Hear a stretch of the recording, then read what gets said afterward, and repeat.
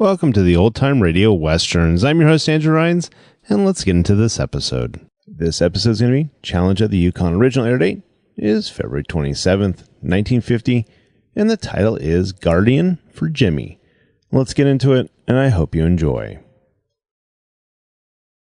Now, as gunshots echo across the wind-swept, snow-covered reaches of the wild Northwest, Quaker Puffed Wheat and Quaker Puffed Rice, the breakfast cereal shot from guns, present the Challenge of the Yukon.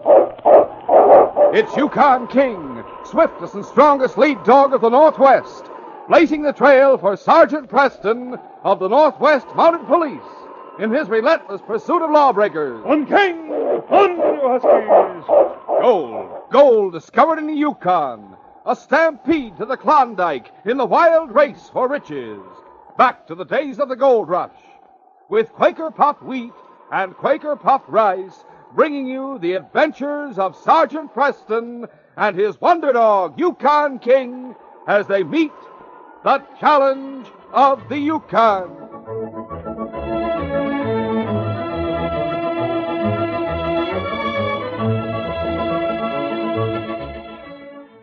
Like skyrockets that shoot into the night, now you see 'em, now you don't. Yes, when you pour out a bowl full of swell-tasting Quaker Puffed Wheat or Quaker Puffed Rice for breakfast, add milk or cream and your favorite fruit, now you see 'em, now you don't. So crisp, so tender, so tempting, they disappear in a flash. For luscious, nut-like flavor, you just can't beat rice or wheat shot from guns. They're the one and only Quaker Puffed Rice and Quaker Puffed Wheat. And you get them only in the big red and blue package with the smiling Quaker man on the front.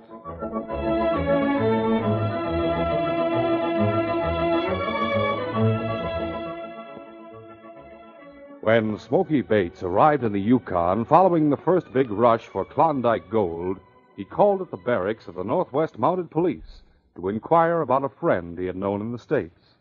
He was interviewed by Sergeant Preston. I just arrived, Sergeant. Maybe you could give me some information. Gladly, if I can. What is it? Do you happen to know a fellow named Lane? Davy Lane? Does he have a son named Jimmy? Yep, that's him. I guess I'm in luck, huh? I know them both. Last time I saw them, they were prospecting for gold on Sulphur Creek. They friends of yours? You bet they are. I haven't seen the little fella since his mother died. Let's see, that'd be, 6 years ago, come August. Oh, well, then you'll hardly recognize him.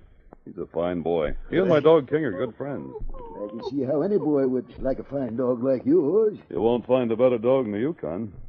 You say Jimmy and his father are friends of yours? You bet they are. I taught the boy's father everything he knows about prospecting, and just before I left the States, I heard he'd come to the Yukon. So, naturally, I want to hunt him up for old time's sake. Well, I'm sure he and Jimmy will be glad to see you. If you'll tell me how I get to Sulphur Creek, I'll shove on, Sergeant. All right. Follow the trail north for about 50 miles. And take the... 3 days later, Smoky Bates arrived on Sulphur Creek and began looking for his friend, Davy Lane. It was almost nightfall when he saw a cabin. As he approached, the door opened and a boy of 9 appeared and shouted, Help! Hey. Help! My father's dying! Hey, what's the matter, son? My father, he's sick. I think he's dying. I'll see about him, son. Where is he? As the old miner pushed into the darkened room of the cabin, he could barely see a form lying on a bunk in the corner. Hey, light a lamp, son. I can't see much of anything in here. Yes, sir. There. Now, hold it close so as I can look at you, Dad. Davy Lane. You called his name. Do you know my dad? Yes, Jimmy, I know both of you. Your father was my best friend. Now, be quiet while I look him over. Smoky Bates felt for the trace of a heartbeat, but he found none. He saw that his friend was dead. A few days later, Smoky Bates and Jimmy trudged through the snow to the village of Timberton and headed for the general store. Mr. Black owns the store. Yeah? Dad and I bought our supplies from him. Well, Jimmy, we'll go in and have a talk with Mr. Black. Maybe he's got the answer to what we want to know, eh? Here we are. I'll open the door. All right, go on in, Jimmy. Morning, Jimmy. Hello, Mr. Black. I'm glad you came in, Jimmy. I was wanting to have a talk with you. Talk with me? About what, Mr. Black? About going to work in my store. You know, I grubstaked your dad. Yes, I know you did. That grubstake must be paid off now that he's gone. You're a strong boy, big enough to work. It's going to be up to you to pay back what I let your dad have. Oh, I wouldn't mind working it out, Mr. And Black. let me do the talking, Jimmy. All right, Smoky. Who are you, mister? Smoky Bates is your name. I was Dave Lane's friend. Now let me tell you something about grubstakes.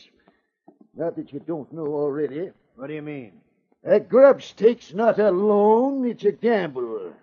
You let Dave Lane have money and supplies to look for gold.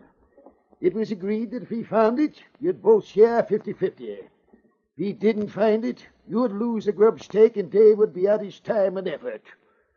You can't make anyone pay back anything, and this boy's not going to work to pay back anything. Get that straight, Mr. Black. How do you know that's what Dave Lane and I agreed to? After he died, Jimmy and I went through his things. We found the agreement. Here it is.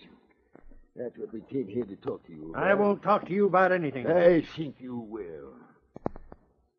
Take a look at this. Gold ore. That's right. Some of the richest I ever saw. Where'd you get it? Dave Lane found it. He didn't tell me he found gold. Where'd he find it? We don't know. You're lying. If he found it, you must know all about it. Hey, cool off, mister. Davy Lane died from the excitement of his discovery without telling where he found the ore. You grubstaked him, and you would share 50-50 in anything he found. That's right. Now, if you take this grubstake agreement you wrote and strike out the name of Davy Lane and write in Jimmy Lane, I'll go find that mine for the two of you. Now, how's about it? What do you expect out of it, Mr. Bates? Nothing. Jimmy here was left without a penny. I want to see that he gets what's coming to him, so he can go to school and get an education. If I find the gold, it's all yours and his. I see. Well, I'll change the contract on one condition. And what's that? I don't want to fall into the same trap twice. I might not be so lucky next time. What's the condition? We'll write in a clause saying that in the event of the death of one of us, the share of the deceased goes to the living partner. Is that agreeable? Well, yes, I think that's fair enough. What do you say, Jimmy? I don't understand these things, Smoky. Yes? But if you say it's all right, it's all right. Then we'll draw up a new agreement now. Let's go into my office where I have a pen and paper. The new grubstake contract was drawn up and signed by Jason Black, the storekeeper, and Jimmy Lane. Smoky and Jimmy prepared to leave. Well, now everything's signed, Jimmy. We'll get back to Sulphur Creek and start looking for the gold, eh? We'll need supplies. Here's the list I made up. Yeah, almost forgot the supplies, Jimmy. Say, we'd better get some dynamite, too. May need it for blasting. Here, give me the list and I'll get the stuff for you. You can sit here by the stove till I get it ready. Take your time, Mr. Black. We're in no hurry. All right. Smoky, you think we can really find Dad? When Jason Black walked from his small office into the store, he saw two men leaning against the counter and decided to wait on them before starting to gather the supplies for Jimmy and Smoky. Morning, gents. What can I do for you? Hello, Brother Jason. Eddie, Surprised to see me?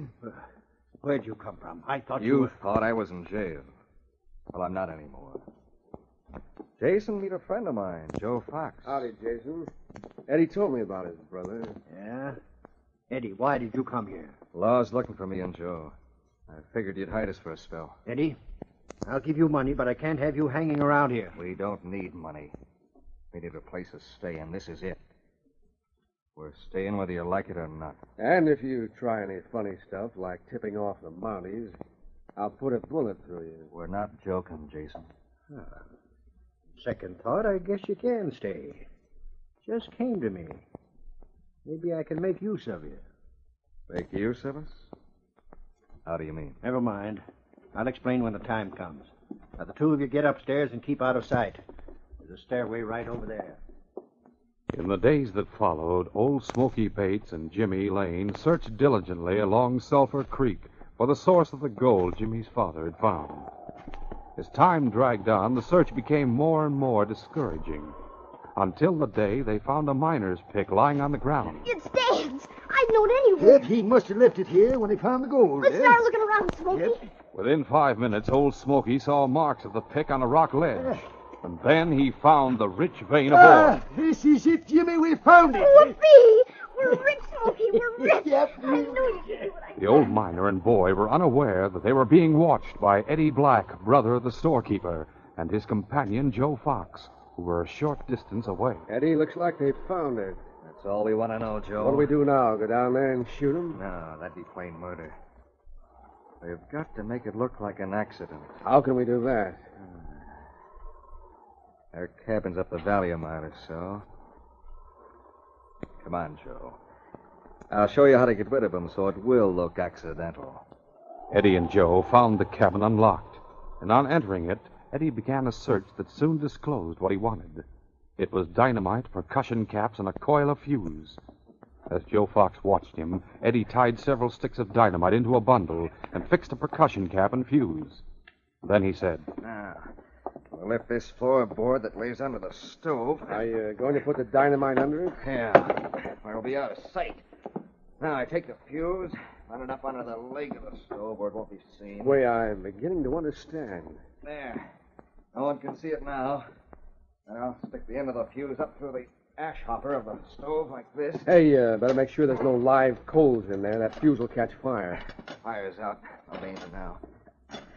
There, it's all ready. Yeah, I get the idea. The old man and kid come in and build a fire in the stove. Fuse in the hopper catches fire, burns down to the percussion cap. Then, zowie, off goes the dynamite. Won't be enough of the cabin left to make toothpicks. It'll sure look like an accident. too. Right.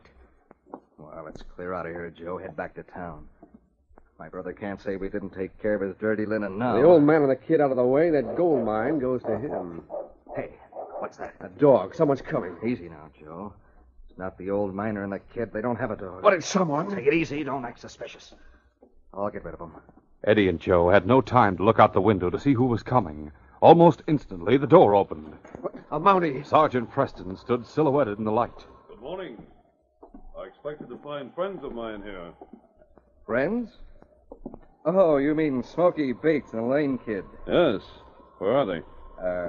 They're not around anymore. We bought the cabin from them You did? When? about a month ago.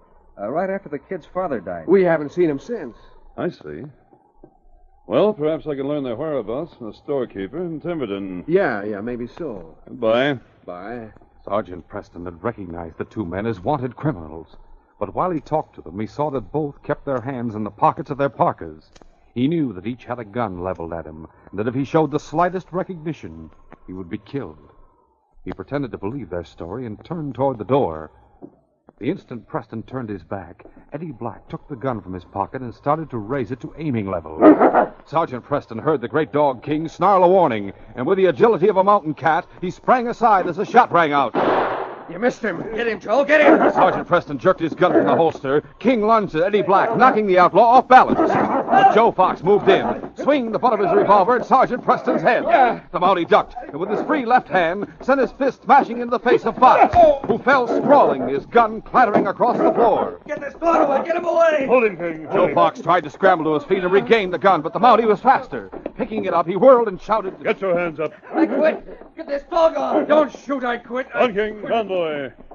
Now, Eddie Black and Joe Fox, I arrest you in the name of the Queen. You know us. Yes, I know you. Now I'm going to find out what you two are doing here. We'll continue our adventure in just a moment.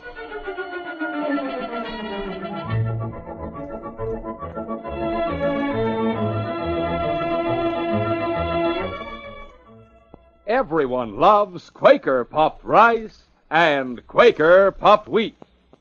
Rich man, poor man, beggar man, thief, doctor, lawyer, Indian chief. Yes, everyone loves delicious, ready-to-serve wheat or rice shot from guns. Take the rich man, for instance. He says, Money can't buy a finer-tasting breakfast cereal. as for the poor man, listen to what he says. Quaker puffed wheat or Quaker puffed rice makes an economical deluxe family breakfast with milk and fruit. And the beggar man says, When it comes to a handout, make mine the cereal shot from guns. That nut-like flavor's terrific. no, take the thief. He's really not one at all. He's simply the fellow who loves to help himself to a second bowlful when nobody's looking. And naturally, Mom doesn't mind that one bit. And listen to what the doctor says. Quaker puffed wheat and Quaker puffed rice are nutritious. They furnish restored natural grain amounts of vitamin B1, niacin, and iron. They're good for you. And the lawyer? I like the famous Quaker money back with a smile guarantee. It's on every single package. Last but not least, the Indian chief. Me trade in bow and arrow any day for gun that shoot Quaker puffed rice, Quaker puffed wheat. Well, there you have it, folks. Some mighty good reasons why they deserve top spot on your family breakfast table. I mean Quaker puffed rice And Quaker puffed wheat. shot from guns.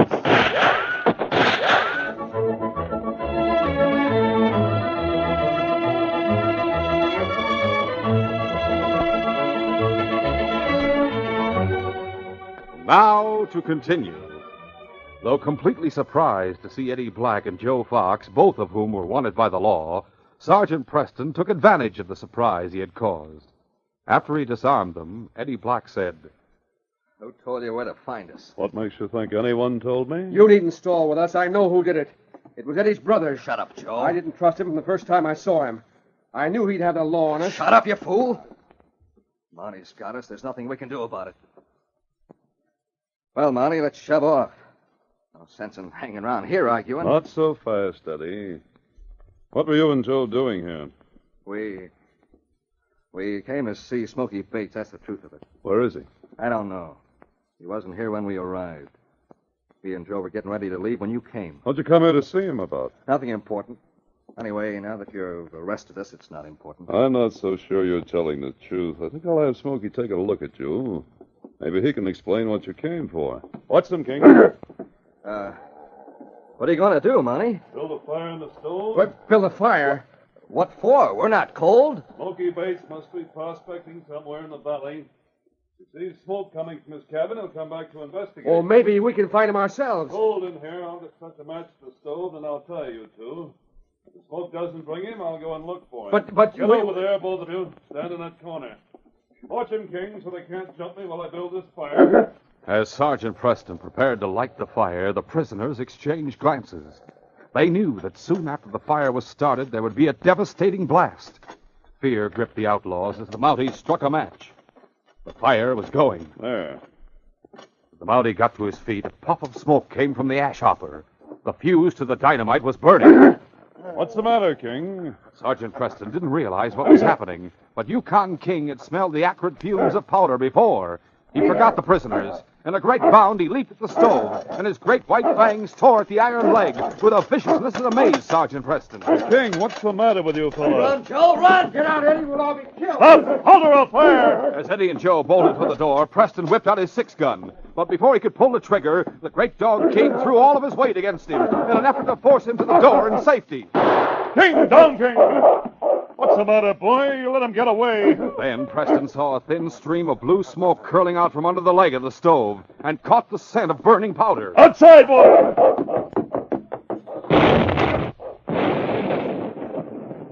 Smoky Bates and Jimmy Lane were picking at the gold-laden rock when the sound of the explosion came to their ears. Oh, golly, Smoky. What was that? Explosion, and the big one, Jimmy. There are no mines around here. Who'd be setting off a blast like that? Yeah, Jimmy, that explosion came from the direction of our cabin. Huh? Look back yonder. You see the dust rising over the trees? Golly, you're right. Maybe our dynamite exploded, eh? But I don't see how that could happen. We had the dynamite stored in the closet. Well, I can't say how it happened. But we got to find out about it. Drop your tools and let us go, eh? All right, come on, hurry, boy. Meanwhile, Eddie Black and Joe Fox were picking themselves up from the frozen ground to which they had been knocked by the blast. As they did, they looked back. The cabin. Eddie, the cabin's not there. It's gone. What'd you expect? There was enough dynamite in there to blow up a mountain. Yeah. Where's the Mountie, Eddie? On the ground yonder where the dog is. See? Yeah, I see him now. Wonder how he got out. He was blown out by the blast, I guess. Must have reached the door when they started after us. We better make sure he's dead before we leave. Yeah, if we had our guns, we could put a few bullets in him from here. Now, the guns disappeared in the blast. We'd never find them. Look out for that dog. But we gotta make sure the Mountie's dead. Tell that to the dog. I mixed with that critter once today. It's enough for me. We'll head back to Timberton. No one but Jason knows we were here. I want to have a talk with him. You may be right about him sending the Mountie after us. Come on, let's go. As the two outlaws hurried back to Timberton, Smoky and Jimmy hurried to their cabin. Smoky, the cabin's gone. Yes, I figured it would be, Jimmy. Hurry. Hey, there's a dog. He Yeah. sees us. And Jimmy, there's a man lying on the ground. Yeah, I see him. I know that dog. It's King. Yes, and that man on the ground must be Sergeant Preston, eh? Yeah, that's right, it is. Looks like he was killed. Take it easy, Jimmy, while I find out for sure. Help me lift him up, eh? He's alive. Thank goodness. Sergeant Preston soon recovered consciousness, and Smoky Bates and Jimmy Lane plied him with questions. When his mind had cleared, he told them how he had come on Eddie Black and Joe Fox in the cabin.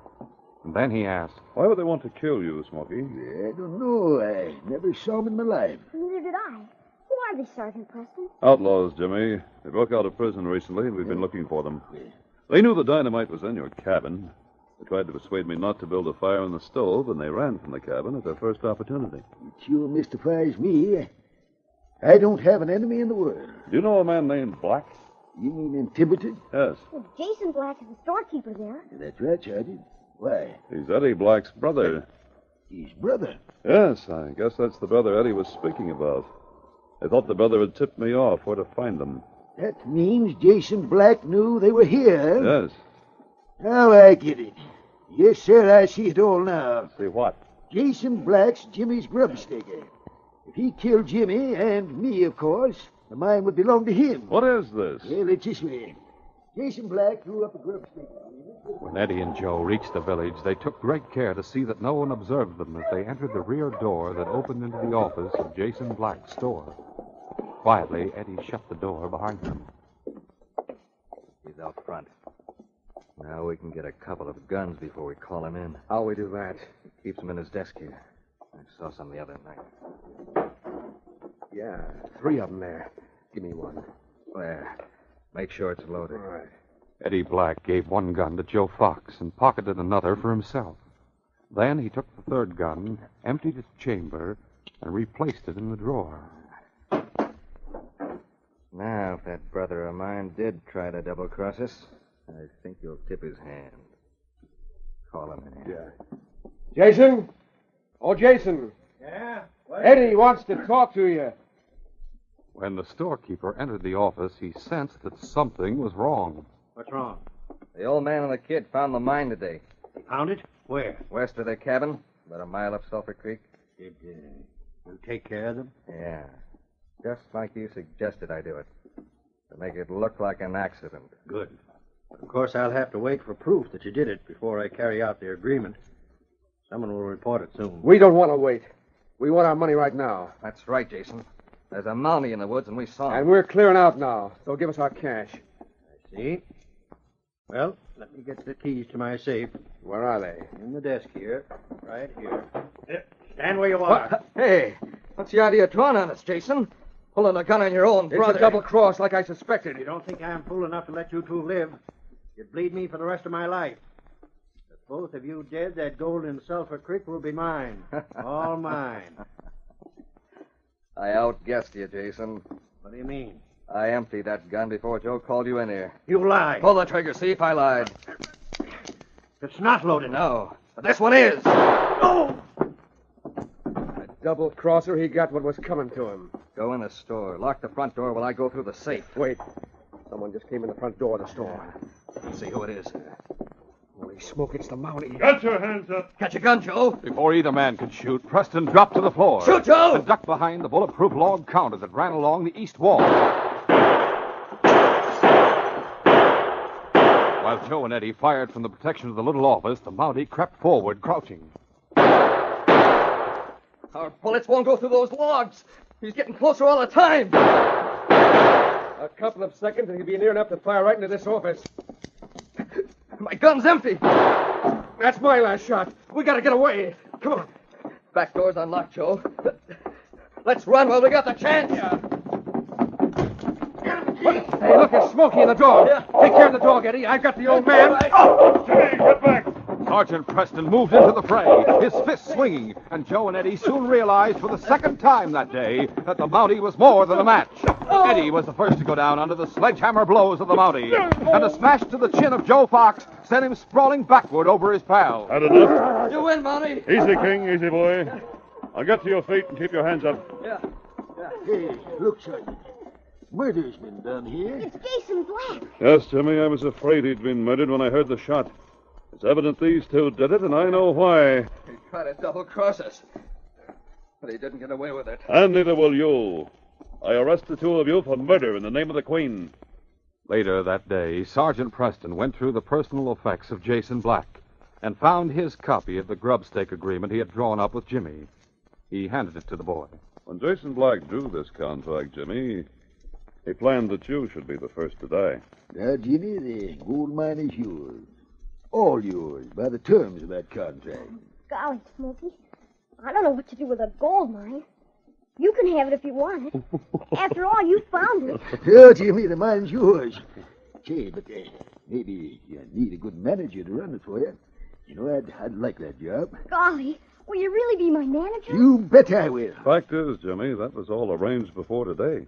I don't understand, Sergeant Preston. Well, after your father died, Smokey wrote me a letter and told me about it.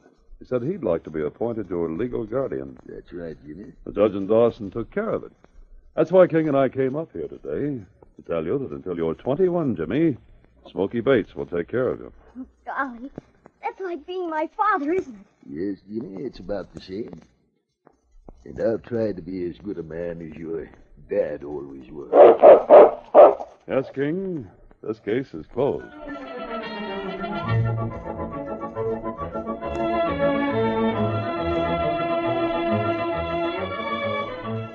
In just a moment, Sergeant Preston will give you a preview of Wednesday's adventure. Yippee! Ride 'em, cowboy! Yes, sirree. Little wonder many a top-action Hollywood movie star goes for a breakfast of Quaker puffed rice or Quaker puffed wheat. These king-size, ready-to-serve premium grains of rice or wheat are shot through and through with nut-like flavor. Pack a man-sized taste wallop. They're good for you. They're shot from guns. Yes, actually exploded up to 8 times normal size to make 'em crisp and tender. Tomorrow, sure, enjoy this breakfast treat. Quaker puffed rice or Quaker puffed wheat. Remember, they come only in those famous big red and blue packages with the smiling Quaker man on the front. He's your guarantee that you have the original, crisp, fresh Quaker puffed wheat and Quaker puffed rice. Shot from guns. They're never sold in bags or bulk. Listen Wednesday when Sergeant Preston and Yukon King meet the challenge of the Yukon in the case When Thief Catches Thief. When a United States Marshal came to Whitehorse to pick up a prisoner, I sensed that something was wrong, but I didn't suspect the dangerous turn of events that took place when I joined them for the trip back to the border. Slick Hobbs arranged that King and I to be separated so that he could deal with us one at a time. And the deal Slick offered was death. Be sure to hear this exciting adventure Wednesday. These radio dramas, a feature of the Challenge of the Yukon Incorporated, are created by George W. Trendle, produced by Trendle Campbell Enterprises, directed by Fred Flowerday, and edited by Fran Stryker. The part of Sergeant Preston is played by Paul Sutton. They are brought to you every Monday, Wednesday, and Friday at the same time by Quaker Puffed Wheat and Quaker Puffed Rice, the breakfast cereal shot from guns.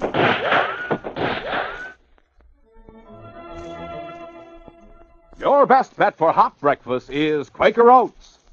The giant of the cereals is Quaker Oats. Delicious, nutritious, makes you feel ambitious. The giant of the cereals is Quaker Oats. Yes, if you want to be a star in sports and school activities, make your hot cereal Quaker Oats, 'cause Quaker Oats helps grow the stars of the future. You get more growth, more endurance from oatmeal than from any other whole grain cereal. Remember, Quaker and Mother's Oats are the same. This is J. Michael wishing you goodbye, good luck, and good health from Quaker Puffed Wheat and Quaker Puffed Rice. So long. This is ABC, the American Broadcasting Company.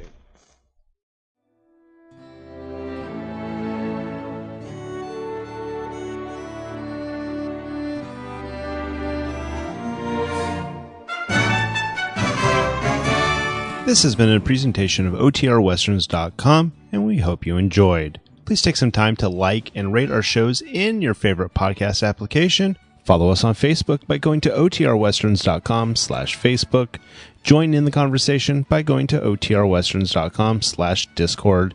And don't forget to send us an email, podcast@OTRWesterns.com. This episode is copyright under the Attribution Non-Commercial Share Alike copyright. For more information, go to OTRWesterns.com/copyright. Have a great day, and again, thanks for listening.